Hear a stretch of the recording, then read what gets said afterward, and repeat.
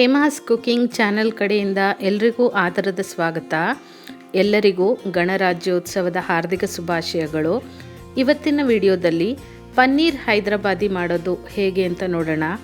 ಇದು ಚಪಾತಿ, ರೋಟಿ, ನಾನ್ ಎಲ್ಲದರ ಜೊತೆ ಒಳ್ಳೆ ಕಾಂಬಿನೇಷನ್ನು. ಹಾಗೆ ಸ್ಪೈಸಿಯಾಗಿ ತಿನ್ನೋದಕ್ಕೆ ತುಂಬಾ ಚೆನ್ನಾಗಿರುತ್ತೆ.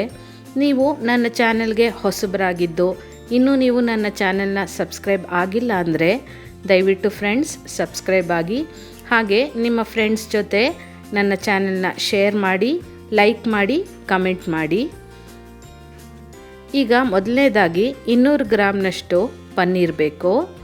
ಜೊತೆಗೆ ಒಂದು ಹೆಚ್ಚಿರೋ ಟೊಮೆಟೊ, ಶುಂಠಿ, ಸ್ವಲ್ಪ ಬೆಳ್ಳುಳ್ಳಿ, 2ರಿಂದ 3 ಹಸಿಮೆಣಸಿನ್ಕಾಯಿ, ಹಾಗೆ ಒಂದು ಈರುಳ್ಳಿ, ಒಂದು ಕಟ್ಟು ಪಾಲಕು, ಸ್ವಲ್ಪ ಕೊತ್ತಂಬರಿ ಸೊಪ್ಪು,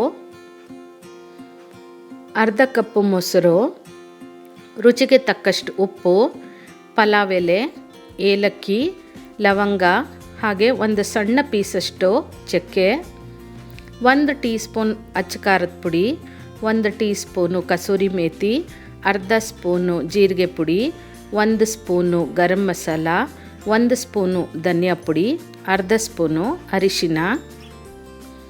ಮೊದಲನೇದಾಗಿ ಒಂದು ಪ್ಯಾನನ್ನು ಬಿಸಿಗಿಟ್ಟು ಅದಕ್ಕೆ 1 ಟೀ ಸ್ಪೂನಷ್ಟು ಎಣ್ಣೆ ಹಾಕ್ಕೊಳ್ಳಿ. ಎಣ್ಣೆ ಕಾದ ನಂತರ ಹಸಿಮೆಣಸಿನ್ಕಾಯಿ, ಈರುಳ್ಳಿ, ಶುಂಠಿ, ಬೆಳ್ಳುಳ್ಳಿ ಎಲ್ಲ ಹಾಕ್ಕೊಂಡು ಒಂದು 5 ನಿಮಿಷ ಇದನ್ನು ಫ್ರೈ ಮಾಡ್ಕೋಬೇಕು. ಈರುಳ್ಳಿ ಎಲ್ಲ ಸ್ವಲ್ಪ ಮೆತ್ತಗಾಗಬೇಕು. ಈ ರೀತಿ ಫ್ರೈ ಮಾಡಿ ಹಾಕೋದ್ರಿಂದ ಮಸಾಲೆನಲ್ಲಿ ಒಳ್ಳೆ ಫ್ಲೇವರ್ ಇರುತ್ತೆ, ಹಾಗೆ ಹಸಿ ವಾಸನೆ ಕೂಡ ಇರೋದಿಲ್ಲ. ಈಗ ನೋಡಿ, ಇದೆಲ್ಲ ಸ್ವಲ್ಪ ಫ್ರೈ ಆಗಿದೆ. ಈಗ ಇದಕ್ಕೆ ಹೆಚ್ಚಿರೋವಂಥ ಟೊಮೆಟೊನ ಹಾಕ್ಕೋಬೇಕು. ಟೊಮೆಟೊನ ಹಾಕ್ಕೊಂಡು ಇದನ್ನು ಕೂಡ ಸ್ವಲ್ಪ ಮೆತ್ತಗಾಗೋವರೆಗೂ ಬಾಡಿಸ್ಕೋಬೇಕು. ಟೊಮೆಟೊ ಎಲ್ಲ ಸ್ವಲ್ಪ ಮೆತ್ತಗಾದ್ಮೇಲೆ ತೊಳೆದು ಹೆಚ್ಚಿಟ್ಕೊಂಡಂಥ ಪಾಲಕ್ ಸೊಪ್ಪನ್ನು ಹಾಕ್ಕೊಂಡು ಇದನ್ನು ಕೂಡ ಇದ್ರ ಜೊತೆಗೆ ಫ್ರೈ ಮಾಡ್ಕೋಬೇಕು. ಪಾಲಕ್ ಸೊಪ್ಪೇನು ಬೇಯೋದಕ್ಕೆ ಹೆಚ್ಚಿಗೆ ಒತ್ತೇನು ಹಿಡಿಯೋದಿಲ್ಲ, ಒಂದು 2 ನಿಮಿಷದಲ್ಲೇ ಬೇಗ ಫ್ರೈ ಆಗಿಬಿಡುತ್ತೆ.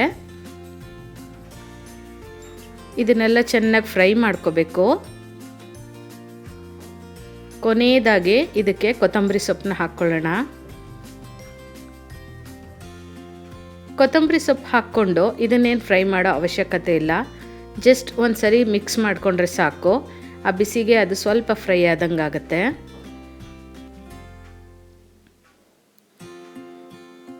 ಈಗ ಇದನ್ನು ಪೂರ್ತಿ ತಣ್ಣಗಾಗೋದಕ್ಕೆ ಬಿಟ್ಟು, ತಣ್ಣಗಾದ್ಮೇಲೆ ಒಂದು ಮಿಕ್ಸಿ ಜಾರ್ಗೆ ಹಾಕ್ಕೊಂಡು ಆದಷ್ಟು ನುಣ್ಣಗೆ ಇದನ್ನು ಗ್ರೈಂಡ್ ಮಾಡ್ಕೋಬೇಕು.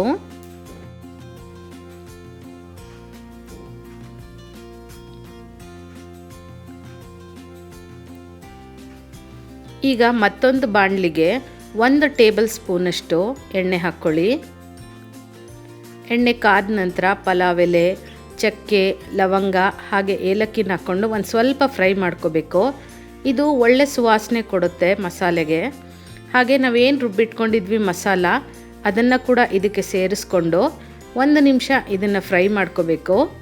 ನಾವು ಮುಂಚೆನೇ ಎಲ್ಲಾವುದು ಫ್ರೈ ಮಾಡಿ ಹಾಕ್ಕೊಂಡಿರೋದ್ರಿಂದ ಹೆಚ್ಚಿಗೆ ಫ್ರೈ ಮಾಡೋ ಅವಶ್ಯಕತೆ ಏನಿರೋದಿಲ್ಲ. ಒಂದು ಸ್ವಲ್ಪ 1-2 ನಿಮಿಷ ಫ್ರೈ ಮಾಡಿಕೊಂಡ್ರೆ ಸಾಕಾಗುತ್ತೆ. ನೀವು ಅನ್ಕೋಬೋದು ಇದು ಪಾಲಕ್ಕೆಲ್ಲ ಹಾಕಿರೋದ್ರಿಂದ ಪಾಲಕ್ ಪನ್ನೀರ್ ಟೇಸ್ಟ್ ಇರುತ್ತೆ ಅಂತ, ಆದರೆ ಖಂಡಿತ ಇಲ್ಲ, ಇದು ಡಿಫ್ರೆಂಟಾಗಿ ತುಂಬಾ ಚೆನ್ನಾಗಿರುತ್ತೆ. ನೋಡಿ, ಈಗ ಒಂದು 2 ನಿಮಿಷ ಫ್ರೈ ಆದಮೇಲೆ ಇದಕ್ಕೆ ಉಳಿದ ಪದಾರ್ಥಗಳನ್ನ ಸೇರಿಸ್ಕೋಬೇಕು. ಅರ್ಧ ಕಪ್ ಮೊಸರು, ರುಚಿಗೆ ತಕ್ಕಷ್ಟು ಉಪ್ಪು ಹಾಕ್ಕೋಬೇಕೀಗ ಇದಕ್ಕೆ, ಅಚ್ಚ ಖಾರದ ಪುಡಿ, ಅರಿಶಿನ, ಹಾಗೆ ಧನಿಯಾ ಪುಡಿ ಮತ್ತು ಜೀರಿಗೆ ಪುಡಿನ ಕೂಡ ಹಾಕ್ಕೊಂಡು ಎಲ್ಲದನ್ನು ಒಂದ್ಸರಿ ಮಿಕ್ಸ್ ಮಾಡ್ಕೋಬೇಕು ನೀಟಾಗೆ.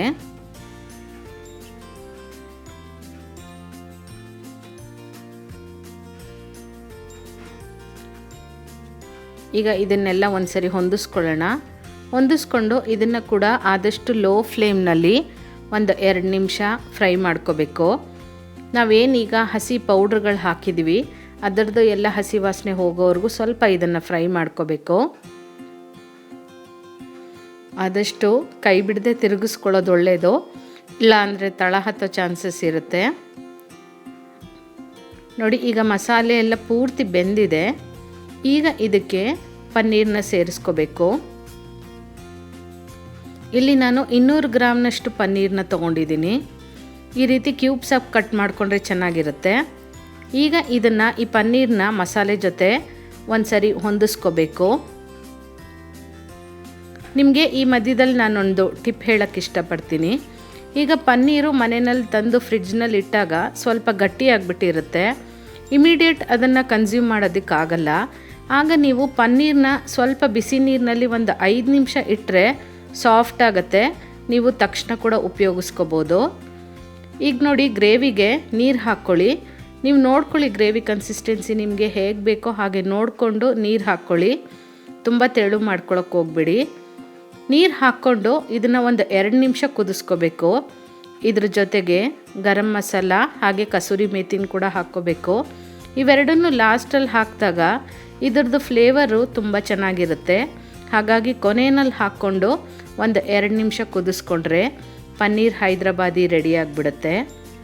ಬಹಳ ಕ್ವಿಕ್ಕಾಗಿ ಕೂಡ ಆಗುತ್ತೆ ಈ ರೆಸಿಪಿ. ಹಾಗೆ ಟೇಸ್ಟ್ ಕೂಡ ತುಂಬಾ ಚೆನ್ನಾಗಿರುತ್ತೆ. ನಿಮಗೆ ಇವತ್ತು ನಾನು ಮಾಡಿರೋ ಈ ವಿಧಾನ ಇಷ್ಟ ಆದರೆ ನೀವು ಮನೆಯಲ್ಲಿ ಟ್ರೈ ಮಾಡಿ. ಹೇಗೆ ಬಂತು ಅಂತ ನನಗೆ ಕಮೆಂಟ್ ಮೂಲಕ ತಿಳಿಸಿ.